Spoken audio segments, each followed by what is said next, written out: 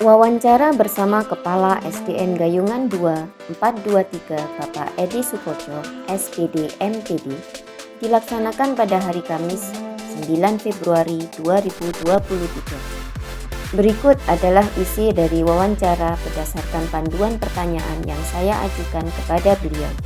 Untuk membedakan kasus yang termasuk dilema etika atau bujukan moral, beliau melakukan identifikasi terlebih dahulu. Apabila kasus tersebut melibatkan dua pihak yang sama-sama benar, maka termasuk dilema etika. Namun jika kasus tersebut terdapat pelanggaran hukum atau situasi di mana beliau harus membuat keputusan antara benar atau salah, maka dapat dipastikan bahwa kasus tersebut merupakan bujukan moral.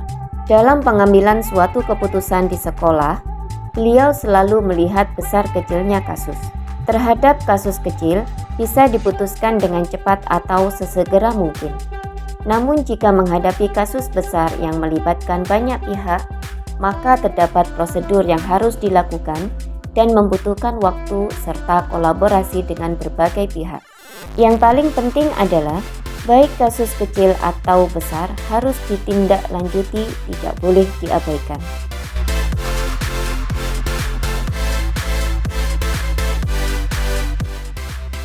Langkah-langkah atau prosedur yang biasa beliau lakukan terhadap kasus yang dihadapi antara lain: 1. Mengklarifikasi kasus dari kedua pihak yang terlibat.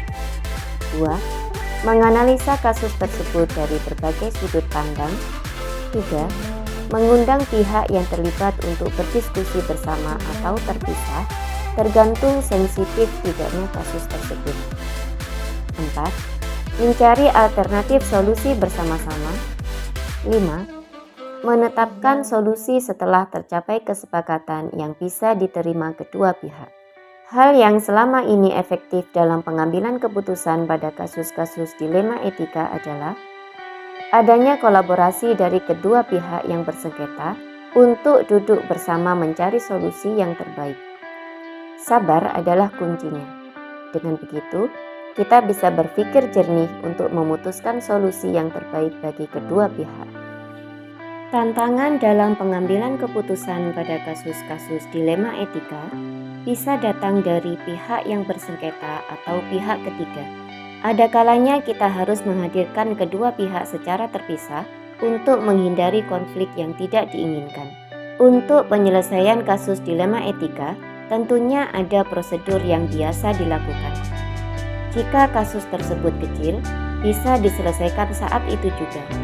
Namun pada kasus besar yang melibatkan orang banyak dan berpengaruh jangka panjang, maka harus ada runtutan prosedur yang bisa dilakukan. Faktor-faktor yang mempermudah dalam pengambilan keputusan dalam kasus-kasus dilema etika tentunya ada. Di antaranya, kita bisa berkolaborasi dengan rekan sejawat yang tahu seluk-beluk kasus tersebut.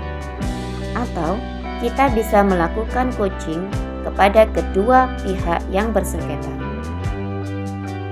Pembelajaran yang dapat dipetik dari pengalaman beliau mengambil keputusan pada kasus dilema etika adalah, sebagai pemimpin, kita harus bersikap adil dan bijaksana.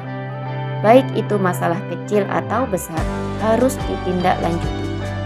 Harus tenang, agar bisa berpikir dari berbagai sudut pandang yang berbeda sehingga bisa memutuskan solusi terbaik untuk kedua belah pihak yang sengketa.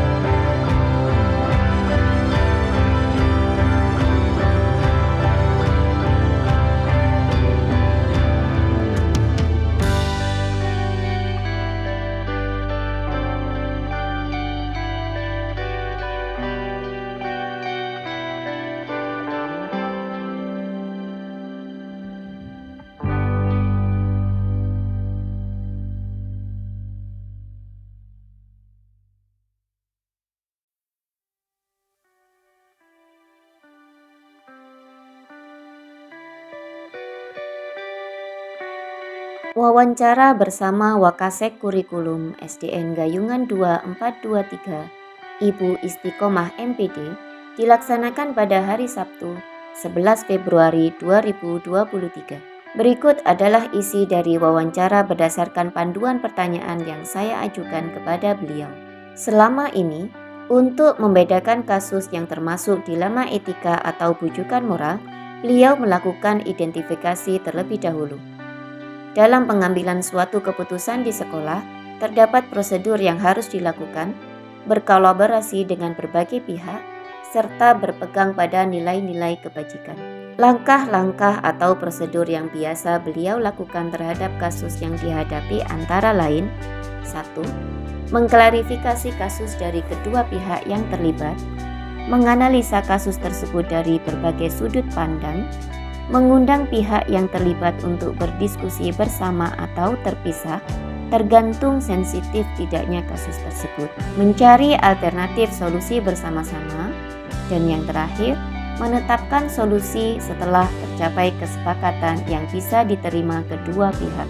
Hal yang selama ini efektif dalam pengambilan keputusan pada kasus-kasus dilema etika adalah adanya kolaborasi dari kedua pihak yang bersengketa untuk duduk bersama mencari solusi yang terbaik. Tantangan dalam pengambilan keputusan pada kasus-kasus dilema etika adalah bagaimana menghindari konflik yang tidak diinginkan. Untuk penyelesaian kasus dilema etika, tentunya ada prosedur yang biasa dilakukan. Jika kasus tersebut kecil, bisa diselesaikan saat itu juga. Namun, pada kasus besar yang melibatkan orang banyak dan berpengaruh jangka panjang, maka harus ada runtutan prosedur yang bisa dilakukan. Faktor-faktor yang mempermudah dalam pengambilan keputusan dalam kasus-kasus dilema etika tentunya ada. Di antaranya adalah melakukan coaching kepada kedua pihak yang bersengketa. Pembelajaran yang dapat dipetik dari pengalaman beliau mengambil keputusan pada kasus dilema etika adalah: sebagai pemimpin, kita harus bersikap adil dan bijaksana, selalu berprasangka baik atau positive thinking, menghargai perbedaan, dan berprinsip bahwa setiap masalah pasti ada solusinya.